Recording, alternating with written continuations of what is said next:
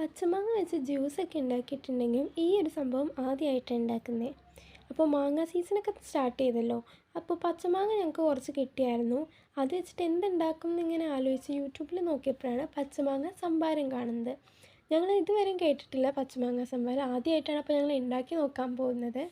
ഇത് വളരെ സിമ്പിളാണ് ഉണ്ടാക്കാനായിട്ട്.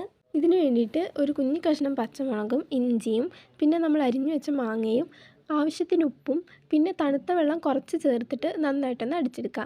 അടിക്കുമ്പോൾ പ്രത്യേകം ശ്രദ്ധിക്കണം, അധികം മാങ്ങ കഷ്ണങ്ങൾ അങ്ങോട്ട് അരഞ്ഞു പോകരുത്.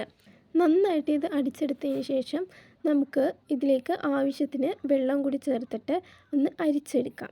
ഈ സമയത്ത് ഉപ്പ് കുറവാണെങ്കിൽ നമുക്ക് അതും കൂടി ചേർത്ത് കൊടുക്കാവുന്നതാണ്. പിന്നെ പ്രത്യേകം ശ്രദ്ധിക്കേണ്ട കാര്യം, അധികം പുളി ഇല്ലാത്ത എന്ന് വെച്ചാൽ ഒരു മീഡിയം പുളിയുള്ള മാങ്ങ വേണം എടുക്കാനായിട്ട്. എന്നാൽ അധികം പുളിയും പാടില്ല. അപ്പോഴാണ് ഇതിൻ്റെ കറക്റ്റ് ടേസ്റ്റ് കിട്ടത്തുള്ളൂ. ഇനി നമുക്കൊരു ഗ്ലാസ്സിലേക്ക് കുറച്ച് ഐസ് ക്യൂബ് ആഡ് ചെയ്തിട്ട് ഇതൊഴിച്ചു കൊടുക്കാം. നല്ല ടേസ്റ്റാണ് ഇതിന്.